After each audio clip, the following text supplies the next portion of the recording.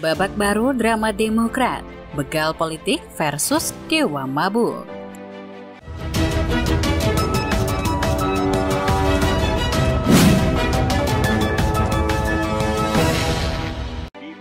Yang diajukan ke Mahkamah Agung itu adalah permohonan keberatan pengujian formil dan material atas anggaran dasar dan anggaran rumah tangga Partai Demokrat.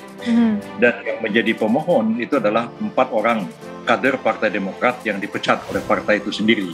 Jadi mereka merasa dia dizolimi dan mereka melakukan perlawanan secara sah dan konstitusional. Jadi sejak awal terobosan hukum Prof. Yusril ini memang udah unik ini. Kemelut Partai Demokrat makin hari makin panas. Rupanya masuknya Yusril Iza Mahendra ke kubu Muldoko membuat kubu AHY meradang dan ketakutan. Sampai kemudian ada pihak yang harusnya ikut terlibat karena dia pukuli di atas ring begitulah ya, melalui permohonannya itu dalam tanda kutip dikatakan tidak demokratis, tidak ini, tapi pihak itu bukan jadi pihak termohonnya. Berbagai serangan pun dilontarkan karena panik. Namun Yusril menanggapinya dengan santai dan cantik. Saya belum dengar, Amir Syamsuddin sampai hari ini saya belum dengar ngomong sepatah kata pun juga. Yang ngomong malah Rahlan Nasidik, yang ngomong itu malah Andi Arief, ya omongannya ya omongan orang jalanan. Nggak ada omongannya itu, inteleknya nggak ada sama sekali. Terkini tercetutlah celotehan Dewa Mabuk yang dilontarkan Yusril kepada kubu Partai AHY. Selama ini kan ada argumen-argumen seperti itu, yang ada itu malah ya dipersoalkan ya, kenapa saya begal menggugat, kenapa saya ikut-ikutan begal politik segala macam. Buat saya bilang saya nggak ikut-ikutan persoalan politiknya, ya debat aja silahkan.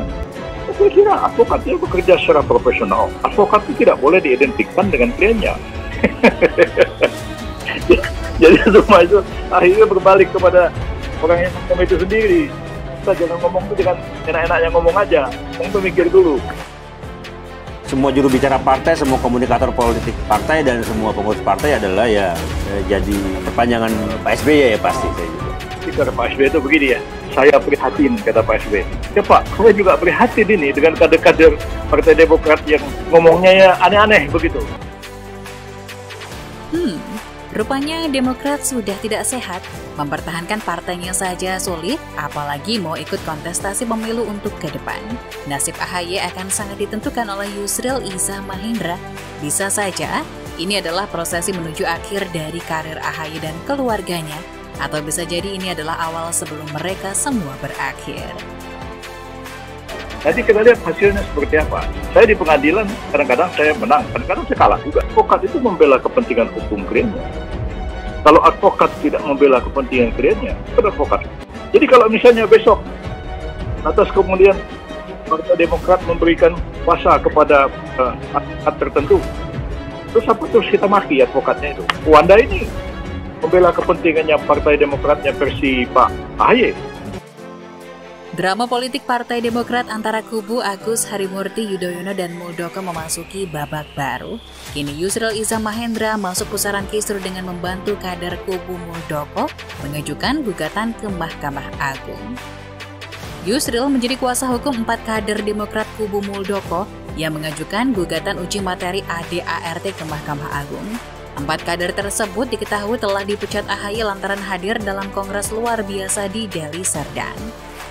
Jadi yang diajukan ke Mahkamah Agung itu adalah permohonan keberatan pengujian formil dan material atas anggaran dasar dan anggaran rumah tangga Partai Demokrat. Dan yang menjadi pemohon itu adalah 4 orang kader Partai Demokrat yang dipecat oleh partai itu sendiri. Jadi mereka merasa dia dizolimi dan mereka melakukan perlawanan secara sah dan konstitusional. Jadi bukan saya yang gugat Partai Demokrat. Saya pribadi tidak ada urusan apapun dengan Partai Demokrat. Jadi saya ini bertindak sebagai lawyer, sebagai advokat, mewakili kepentingan hukum dari 4 anggota Partai Demokrat itu sendiri yang merasa bahwa mereka terzalimi dan mereka kemudian ingin mengajukan pengujian formil dan material terhadap anggaran dasar dan ART Partai Demokrat. Jangan lupa untuk subscribe dan nyalakan lonceng notifikasinya. Gelagat Yusril membuat sejumlah kader Demokrat AHY meradang. Mereka mengkritik Yusril yang dulu Menteri era SBY, namun kini membantu kubu Muldoko merongrong Demokrat ke pemimpinan AHY.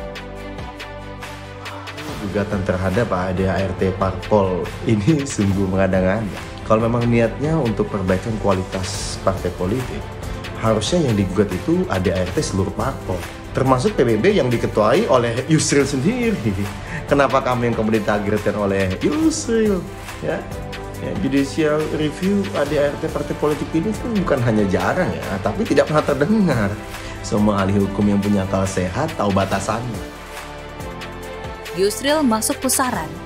Yusril menjadi kuasa hukum 4 kader Demokrat yang mengajukan gugatan uji materi terhadap ADART. Pihak termohon adalah Menkumham Yasona Lawli, selaku pihak yang mengesahkan ADART Partai Demokrat hasil Kongres 5 di Jakarta pada 2020 lalu. Yusril menyebut judicial review ADART partai yang digugat 4 mantan kader Demokrat merupakan kali pertama. Dia berkata ADART memang disusun partai atas amanat undang-undang.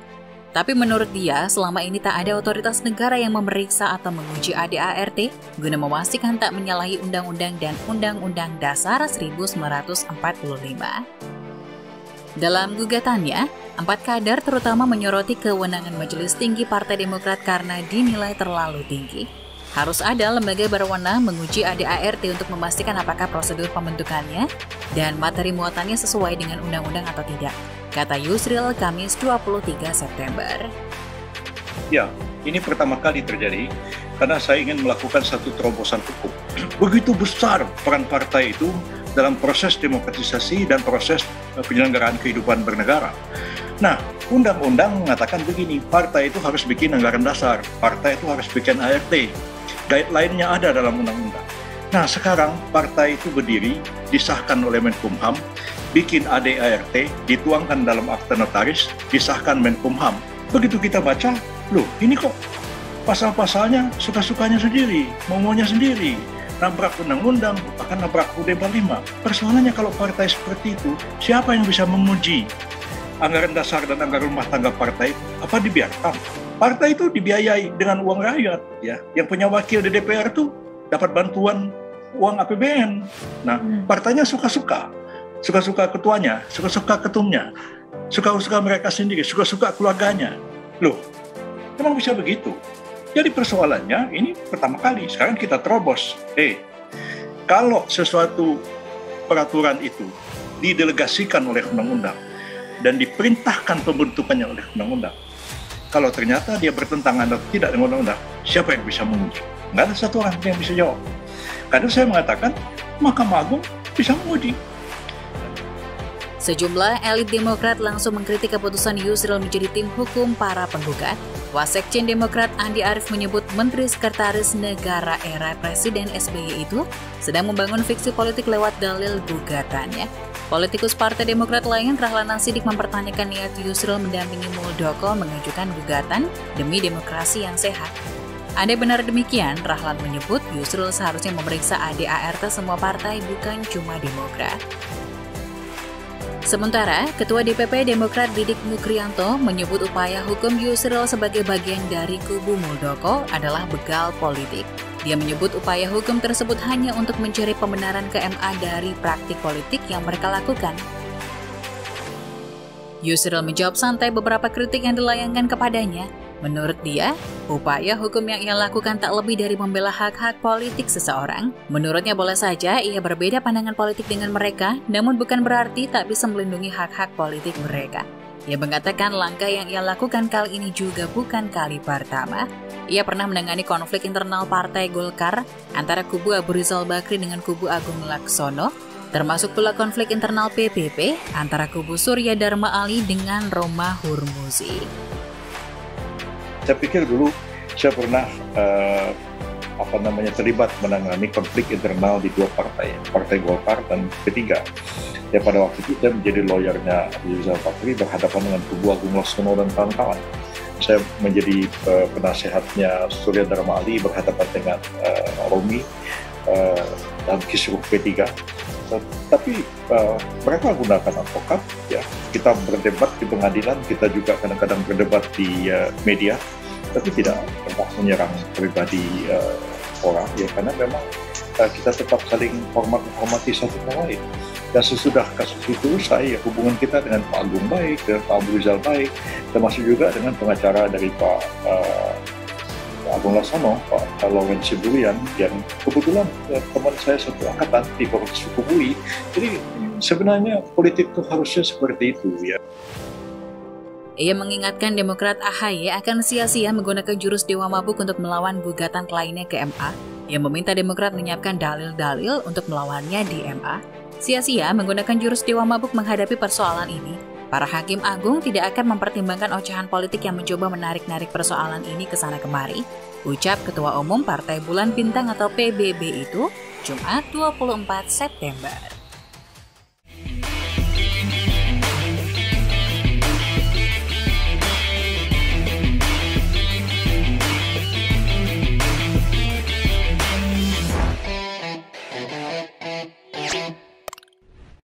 Jangan lupa untuk subscribe dan nyalakan lonceng notifikasinya.